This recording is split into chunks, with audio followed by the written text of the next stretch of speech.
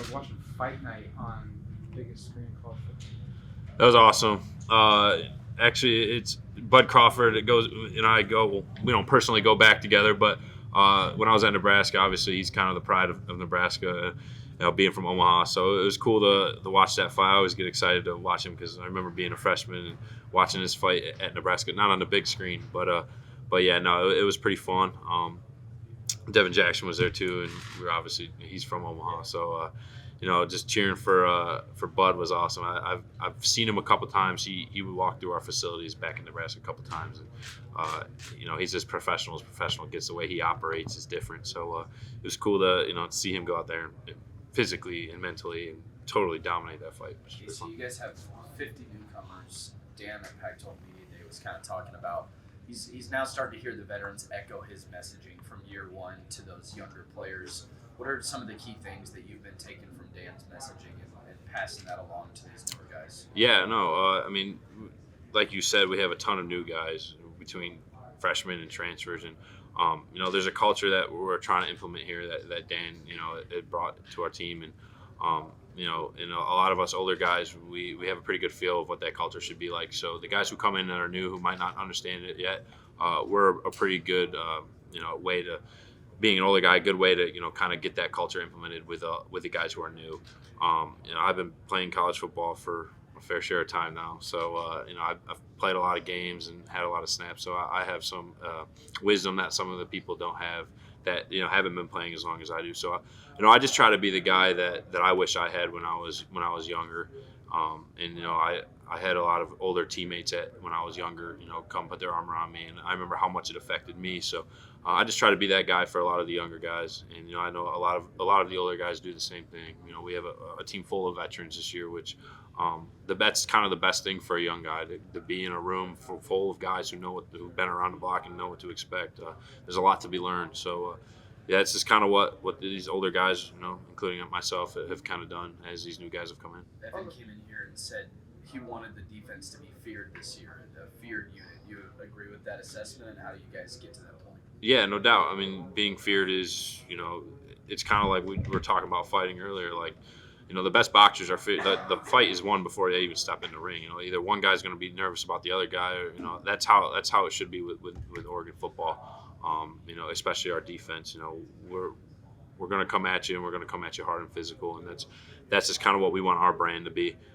Totally agree with that statement of wanting to be feared, and how to get there. It's a lot of hard work, and it's a lot of consistency, and we got to show that we're dominant on the field when we go out there and play, and eventually we will be feared if we're not already. Casey, Terrence Ferguson was just sitting right here telling us that Bo Nix is one of the best trash talkers on the team. What is your assessment of that statement? Sure. I'm lucky because I've never been attacked verbally by Bo. So, I don't know if that's a good thing or a bad thing, because if he is, that means I'm getting in his head somehow.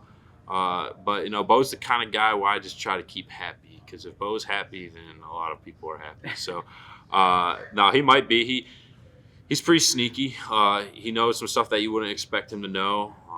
Whether it's like he does research, maybe I don't know, who knows, but he comes off as a very proper guy, and sometimes on the field he's not very proper. Nah. He said that he has a different way of talking trash. Yeah. Describe it. Maybe you could describe it. It's more of like a passive aggressive thing. You might at first think he's kind of complimenting you, but then you read, like 3 seconds will go by and you'll be like, wait a minute, that was an insult. It's not going to be your traditional cuss at you and say all that, but it's going to be something that makes you think, and you're like, wait a minute, did Bo Nix just say that to me? And, psychological. And that's if he's going to talk trash, it's psychologically tactical, that's for sure. You brought up all the new faces. Some of those guys have been here since spring ball. Just how have they come along? What's been are they taking the leadership that you talked about from a lot of the vets you guys have? Yeah, I think that was kind of those guys who came in spring. I think personally that's probably the most important thing a freshman can do is come early, especially during spring, because it's time for the coaches to get their hands on you before the season. It allows them to learn the playbook and just get used to college football life in general. And those guys have been nothing but sponges, to be honest with you. They're doing great, especially in our D-line room. Michael, who came in, and Vito, who came in the spring, same with Johnny. And, from where they were when they got here to where they are now, it's completely different. And, they might be the same age as some of the guys who came this summer, but they're about up to 1,000 snaps more prepared than the guys who just came in. Not saying that there's a talent jump there, but they've already played in a spring game. They've been in front of fans. They've played in college practices, so they're just more prepared for fall camp, which is a good thing. And I'm not saying that the other guys who came in the summer are not prepared for fall camp. Those guys will be fine, but those guys have been great, and they've taken the team culture and they've ran with it too. So that's just kind of the one thing that I've noticed this year. Out of all my years of college football, this team has definitely taken the culture that we want to implement with Coach Lanning and taking it with pride and kind of ran with it. So I'm just kind of excited to see that come out on the field on Saturdays. Dan talked a lot about good to great this offseason. How have you seen this team kind of embrace that? He called it the theme of the summer. Yeah, no, I think last year it's safe to say we had a good year. That's cool, but we weren't great.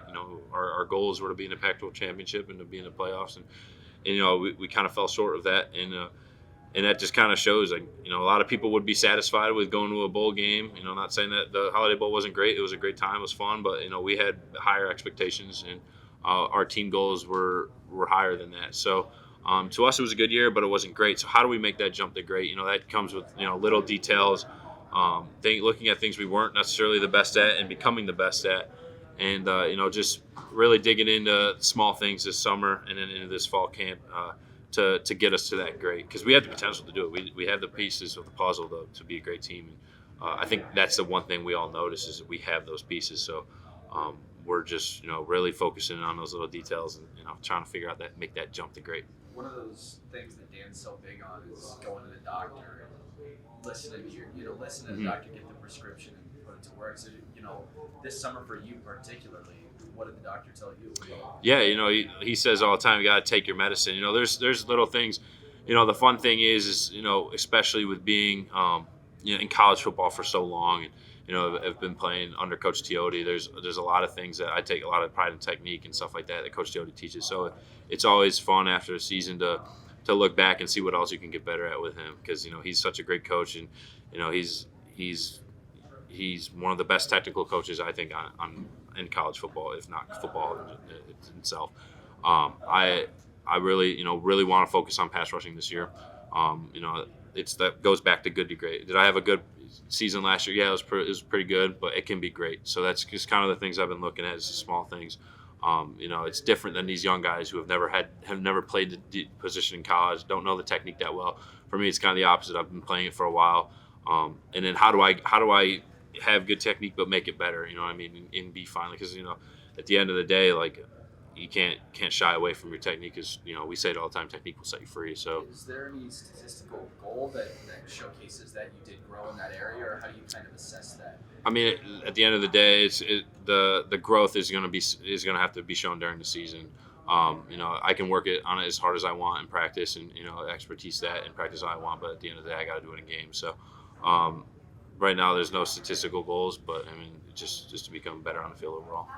This has been sold as the year of the quarterback. How has this defense sort of, taken that person? Is that chalkboard material for you guys? Or? Yeah, it's true though. You see it all the time. I think any football fan notices how many good quarterbacks there are in the Pac-12. For a D lineman, it kind of makes you drool, because getting a sack on one of those guys is something to keep track of. So it's you see it all over Twitter or whatever, but it's, to us, we're really not focused on it that much.